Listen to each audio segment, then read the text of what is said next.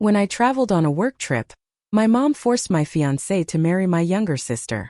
She told him I was not going to make him happy and my younger sister was best for him. Few months later they needed me. What happened next was unbelievable. Hello. Thank you for your continuous support. This means a lot to us. If you enjoy the stories we share, kindly subscribe to this channel. It would be great if you can also comment on which city you are watching from. We might just give you a shout out in our next story. Today, our special shout out goes to Samuel from Sweden. We are glad you enjoy our stories. Now let's dive into the details of today's story. I boarded the plane with a heart so full it ached. My carry-on bag was crammed with reports, contracts, the blue notebook where I'd sketched plans for our wedding on lazy Sunday mornings. I had kissed him goodbye that morning. His arms reluctant, his smile crooked with sleep. And I remember thinking this is what safety feels like.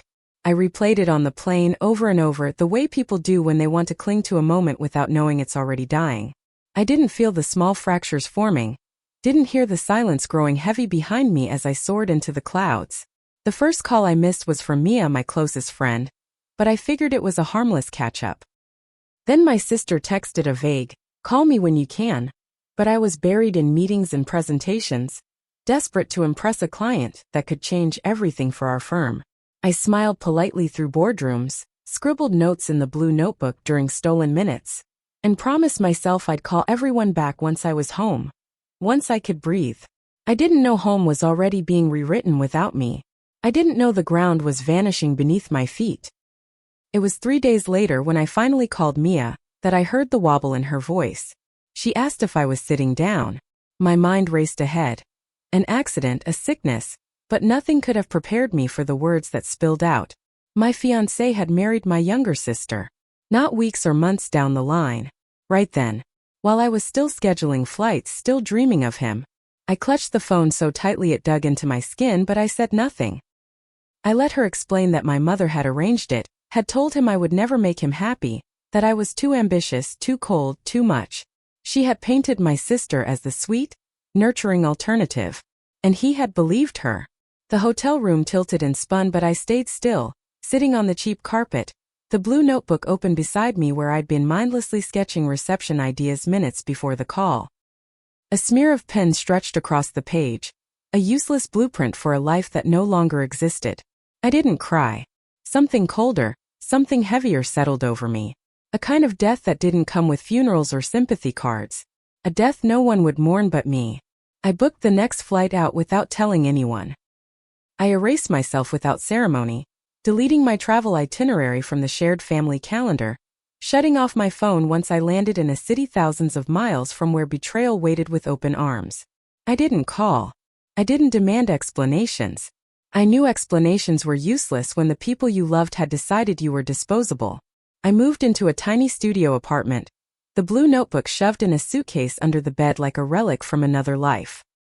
I worked 12-hour days until exhaustion dulled the edges of my grief.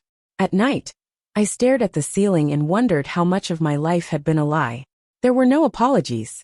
No one came looking. In the silence, their choice rang clearer than any words. I wasn't worth fighting for. Not to the man who promised me forever. Not to the mother who gave me life. Not even to the sister I once braided hair for, defended from bullies, and whispered dreams to in the dark. They had chosen their convenience, their version of happiness, and they had left me to grieve alone. Sometimes when the city slept and I couldn't, I pulled out a photograph I had tucked into the blue notebook, one I almost didn't pack. It was from a Christmas years ago, the last one where we were all smiling without secrets. In it, my mother stood behind me, one hand resting on my shoulder, her smile just a little too tight if you knew where to look. I began to see it then. How long she had been planning her version of the perfect family, with or without me. I traced the photo's edge with my fingertip until the paper softened and frayed. I never cried. I simply set the photo back into the notebook, closed it, and returned it to the shadows under my bed. I promised myself that night that if I ever returned, it wouldn't be to beg for a place at their table. It would be on my own terms, on my own throne. I would never again look for home in people who would sell me for their own comfort. And when I finally stood before them again, it wouldn't be for revenge, not exactly. It would be to show them the life they forfeited the moment they decided I was not enough. It would be the last goodbye they would never get. The city where I chose to vanish didn't welcome me. It was gray and endless, the kind of place where faces blurred into each other, and no one remembered your name. That suited me fine. I rented a cramped studio where the pipes groaned at night and the windows leaked cold air, and I worked until my hands ached, until my mind was too numbed by exhaustion to replay the scenes I refused to admit still haunted me. The blue notebook stayed hidden in a suitcase under my bed, its weight heavier than any grief I allowed myself to name. I lived by rules I never said out loud. No social media. No birthday cards. No holidays marked on the calendar. I shrank my world until it could fit inside a to-go coffee cup, a crumpled jacket, a stack of unpaid bills. I told myself I was free. I told myself I didn't miss anyone. But sometimes, in the thick stillness of 3 a.m., I would pull out my old phone, the one I refused to replace, and stare at the single voicemail I'd never played. It had come from my father's number, time-stamped 3 days after the wedding I wasn't invited to, the wedding I wasn't allowed to mourn. I never listened to it. I told myself if I listened, the dam would break, and I couldn't afford to drown. Meeting him wasn't part of the plan.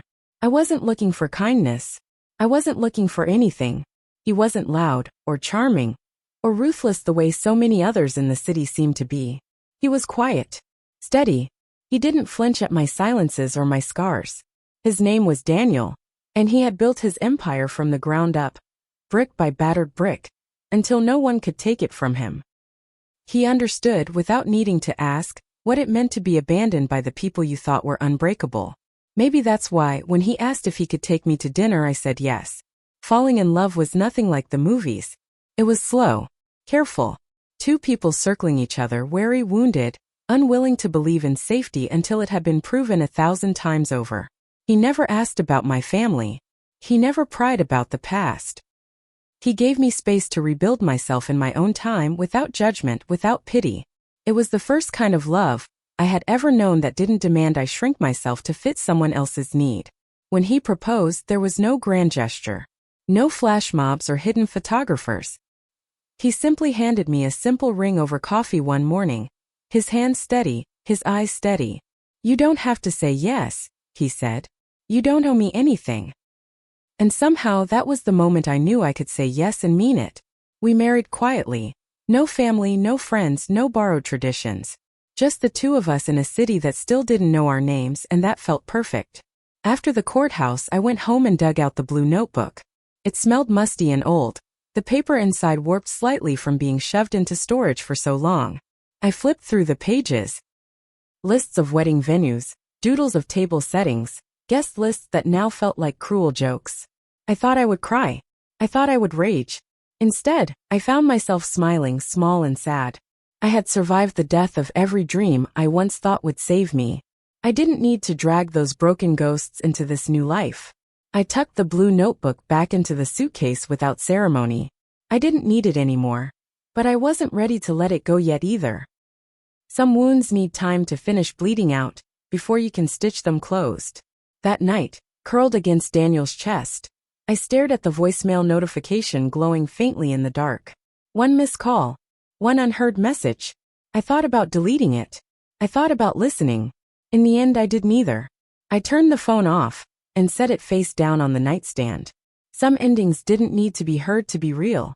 Some things were better left unsaid. It would be another 3 years before I heard anything about them again. And when I did, it would not be through a phone call or a letter. It would be through whispers, jagged, sharp, and begging me to come home. The first time I heard the rumor, it was almost accidental. A woman at a coffee shop, 2 tables over, loud enough for me to catch fragments. Lawsuits, debts. The family name teetering on the edge of scandal. I didn't move.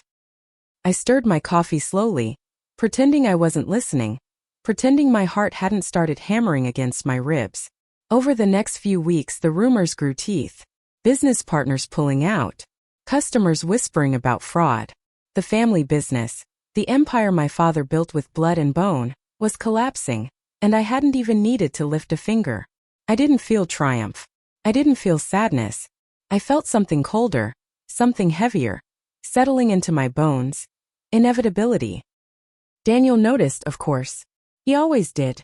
One night he caught me sitting at the kitchen table, the blue notebook open before me, pages blank, untouched for years. I didn't realize I was tracing the spine of it until he reached out and gently covered my hand with his. "You don't have to go," he said, voice low. "Not for them." I looked at him then, really looked, and realized he would never force me to become something I hated to heal old wounds. He would never demand I forgive the unforgivable to prove I was good. I squeezed his hand once hard. "I'm not going for them," I said. "I'm going for me." We didn't announce our arrival. We didn't even tell anyone we were coming. I booked a car from the airport and let Daniel hold the silence between us, unafraid of the ghosts I was returning to face. As we turned onto the long winding drive of my childhood home, a wave of memory almost knocked the breath from my lungs. The front porch sagging slightly, the rose bushes overgrown, the windows shuttered like closed eyes. The house looked smaller somehow, the way things do when you realize they never protected you in the first place. The door swung open before I even reached it. My mother stood there, blinking against the sunlight, her mouth falling open in shock. For one long, satisfying heartbeat, she looked almost afraid. Then she pasted on a smile brittle and too bright, like a mask she forgot how to wear. "You're back," she said, voice trembling with rehearsed joy. "We always knew you'd come back." I said nothing. Daniel stood just behind me, silent, steady, the weight of his presence pressing against the air like a shield. I watched her eyes dart to the ring on my finger, to the quiet strength in my posture, and I saw it, the exact moment she realized she had lost whatever hold she once believed she had on me. Inside, everything smelled wrong, stale, desperate. The living room that once held polished furniture and glittering laughter now reeked of dust and decay. My sister appeared from the kitchen, her face drawn and tired, her smile faltering as soon as she registered Daniel beside me. Behind her, a man, the man who used to be my fiancé, hovered awkwardly, older, paler, the hollows under his eyes deeper than any apology he could ever muster. I didn't bother pretending. I didn't hug. I didn't smile. I let the silence stretch and suffocate, a noose tightening around every brittle, broken bond between us. My mother rushed forward, grasping at my arm like she could still pull me back into her orbit. "We're so proud of you," she gushed. "We always knew you'd do great things." Her nails dug into my skin, and I realized with perfect crystalline clarity that she truly believed she could rewrite history if she said it loudly enough. I smiled then, small, cold, surgical. "I know all your secrets," I said softly, letting the words sink in, heavy as lead. "And I'm not here for you." She froze, hands slackening, confusion bleeding into fear. I let the silence devour her before adding, almost kindly, "I came to check on Dad." The air shifted then. My sister's face twisted into something raw, something ugly. My ex-fiancé looked like he might collapse under the weight of the things he'd never had the courage to say. And my mother. My mother stood there, stripped bare, realizing there were no second chances coming from me. I didn't stay long. I didn't need to. Some graves don't need flowers, they need to be left to rot in silence. When I left the house, Daniel took my hand without a word. Behind me, the door slammed shut. I didn't look back. The next morning I returned, not because they asked, not because I owed them anything, but because I needed to finish it. Cleanly, surgically, the way you excise a rotten tooth before it poisons the blood. Daniel offered to come with me, but I shook my head. This was a room I had to walk into alone. I wore black, not for mourning, but because it made me feel invisible, armored. I carried nothing but my car keys, and the old phone still carrying the unopened voicemail from a father I wasn't sure I would recognize anymore. They were waiting. Of course they were. My mother perched on the edge of the sofa, hands twisted in her lap, performing penance for an audience that didn't exist. My sister leaned against the wall, arms crossed, wearing the hollow-eyed defiance of someone who knows their throne is built on sand. My ex-fiancé, I didn't even bother thinking of him by name anymore, kept his gaze pinned to the carpet, shame a tangible thing leaking off his skin. Only my father looked at me directly, his face heavy with a sadness so old it had calcified into something almost noble. My mother was the first to speak, her voice syrupy and strangled all at once. We made mistakes, she said, voice wobbling just enough to sound human. But everything we did for you. I almost laughed then, almost. But I was past laughter. Past anger. Past anything that would give them the satisfaction of knowing they could still draw blood. I stepped further into the room, letting the silence settle around us like dust on a grave. You didn't do it for me, I said, voice steady, almost kind. You did it for yourself. For your pride. For your image. I let my gaze drift lazily over to my sister, who flinched when our eyes met. You chose what was easy. You chose what was convenient. And you convinced yourself it was love because you didn't want to face the truth. My mother opened her mouth to argue, but I cut her off with a lift of my hand, a simple gesture that stopped her cold. I'm not here for apologies, I said. I don't need them. I'm not here for explanations. They would mean nothing. I turned to my father then, and for the first time I softened just a fraction. I came to say goodbye properly. To the parts of this place that were good. To the man who once tried to reach me when everyone else turned away. His face crumpled just slightly. He nodded. It was enough. I took a step back, distancing myself from all of them at once. My life, I said, voice low, almost intimate, is not something you are owed access to. Not now. Not ever. I let my eyes settle on my mother last, the woman who had taught me how to smile while bleeding inside, how to pretend while dying by inches. You taught me what love isn't, I said. For that I thank you. No one moved. No one spoke. The house itself seemed to hold its breath, as if waiting for a different ending, a reconciliation, a breakdown, a catharsis that would make it all okay again. But there was none. Only the suffocating weight of truth settling on their shoulders like an executioner's hood. I turned without another word, crossing the threshold with a calm so absolute it felt almost holy. Behind me, I heard a muffled sob. It might have been my mother, it might have been my sister, it might have been the house itself crumbling under the weight of its own rot. I didn't stop. I didn't look back. Some victories are measured not in battles won, but in the wars you refuse to fight. When I slid into the passenger seat, Daniel simply reached over and laced his fingers through mine. No questions. No congratulations. Just a steady, grounding presence reminding me I was no longer who they had broken. I was someone new. Someone whole. As the car pulled away from the house for the last time, I glanced down at my lap where my phone sat, face up, the voicemail notification still glowing faintly. One call. One message. One voice I still hadn't allowed myself to hear. I closed my hand around the phone not to erase it, but to carry it forward. Not as a wound. Not as a crutch. But as proof that I had survived what they thought would destroy me. And that survival was the sharpest revenge of all. The fallout began before I even crossed state lines. It started as a trickle. A friend of a friend mentioning a screaming match at the house. A canceled deal leaked into the local papers. Then the trickle became a flood. My mother's carefully curated facade crumbled first. Scandal pouring into polite society like rot seeping through silk. Business partners pulled out. Investors demanded audits. Lawsuits surfaced like bruises no amount of makeup could cover. The family name, the one they sacrificed me to protect, became synonymous with failure. I watched it all unfold from the safety of distance, sipping coffee in a sunlit kitchen 1,000 miles away, Daniel reading the paper beside me, both of us pretending it was just another news story. It wasn't revenge. Not really. I hadn't lifted a hand against them. I hadn't leaked a word, made a call, stirred a single whisper. Their collapse was entirely their own making. A slow-motion car crash fueled by greed, cowardice, and the quiet rot of betrayal. And yet, as I read the headlines, as I saw their names dragged through the mud they once forced me to eat, I felt something I hadn't expected. Pity. Brief and fleeting but real. It must be agony to lose everything you once thought was invincible. Then again, they had taught me how to survive exactly that kind of loss. My sister's marriage disintegrated next. Word traveled through forgotten acquaintances and wary mutual friends. Cheating. Financial infidelity. The cracks that had been painted over for appearances now split wide open under pressure they could no longer control.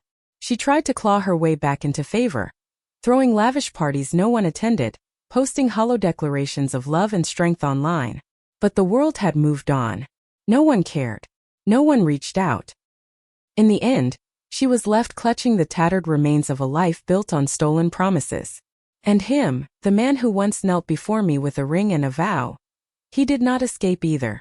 Stripped of status, stripped of comfort, he faded into obscurity. A cautionary tale whispered behind hands in the same circles that once celebrated him. I didn't seek him out. I didn't need to. Sometimes the deepest revenge is knowing that someone can still live and yet never truly recover. My father, though. He lingered at the edge of my mind like a fading bruise. I thought of him often, sitting in the wreckage of a home he tried too weakly to save, a man who had not been strong enough to stop the worst of it, but who at the very end had at least tried to reach for me. The voicemail sat unopened on my nightstand, a tiny silent monument to everything said too late. I found myself at my old storage unit one crisp morning, drawn there by something I didn't fully understand. Dust clung to everything, thick and heavy, as if the air itself didn't want to be disturbed. I unlocked the unit, pulled open the creaking door, and stood there for a long moment. The blue notebook was right where I left it, tucked into a box labeled Future Plans, surrounded by things that once defined me: university diplomas, framed photos, worn books filled with margins scribbled in hope. I lifted the notebook out carefully, brushing dust from the worn cover, feeling the soft, sad heartbeat of my younger self pulsing faintly beneath my fingertips. I didn't open it. Not yet. Maybe not ever. Instead, I turned and locked the unit behind me, carrying the notebook under one arm like a relic from a life I no longer lived. I walked back to the car where Daniel waited, the morning sun cutting gold slashes across the pavement. He said nothing, just reached across the console and twined his fingers with mine as I slid into the seat, grounding me without caging me. As we drove away, I glanced down at the notebook and the old phone resting beside it.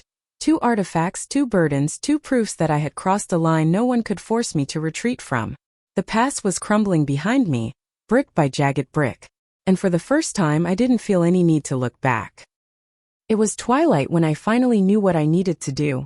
Not because of any grand revelation, not because of any message from the universe. Just a stillness inside me that had finally stopped screaming for answers that would never come. I took the blue notebook and the old phone and slipped out of the house without telling Daniel where I was going. I knew he would understand. Some journeys had to be walked alone, even when you were no longer lost. The bridge wasn't far. A short drive, a short walk. It spanned a narrow river that caught the dying light and threw it back in trembling shards.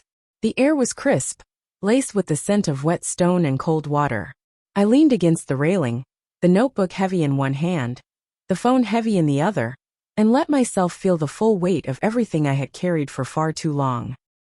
I thumbed the phone awake and stared at the single voicemail again, the little red dot blinking patiently like a heartbeat I had tried to ignore. For a long moment, I hovered over the play button. My father's voice waited behind that silence, frozen in time, a version of him that still believed he could reach me. Maybe he deserved to be heard. Maybe I deserved to hear him. My thumb moved almost of its own will and I tapped play. First there was just static. Then his voice, rough, broken, stumbled into the space between us. I'm sorry. I should have. I didn't know how to stop it. I tried. I miss you, kiddo. That was it. 17 seconds. No grand explanations. No demands for forgiveness. Just a small, cracked voice reaching for me too late. I closed my eyes and let the tears come. Not the guttural sobs of fresh grief, but the soft, exhausted kind that come from emptying yourself of a weight you've carried for so long it had started to feel like part of your body. When the voicemail ended, I didn't replay it. I didn't save it. I pressed delete, feeling a strange, delicate relief shudder through me as it disappeared forever into the ether. I turned my attention to the blue notebook next. I opened it to the first page. A list of wedding venues scrawled in my old, hopeful handwriting. Beneath that, tiny sketches of a dress I would never wear. Names of people who had already proven they were never family. Every page dripped with a past so dead it felt absurd that it still had weight in my hands. I smiled, soft, real, forgiving not them but myself. And then, with careful fingers, I closed the notebook, pressed it flat against the worn wood of the railing, and released it. It fell silently, a dark blur against the bruised sky, before it hit the water with a muted splash and was swallowed whole. I stood there for a long time afterward, Hands empty, heart full. Watching the ripples fade into the river's endless skin. When I finally turned to leave, I wasn't running away. I wasn't fleeing. I was walking forward, lighter than I had been in years, the past trailing behind me like smoke dissipating into open air. Daniel waited for me at home. He didn't ask where I'd been. He just opened the door, smiled that small steady smile that had saved me 100 times without ever demanding thanks, and said, "Welcome back." And for the first time, truly, completely, I was home. Not because of walls. Not because of blood. But because I had chosen myself. And I would never again be theirs to betray.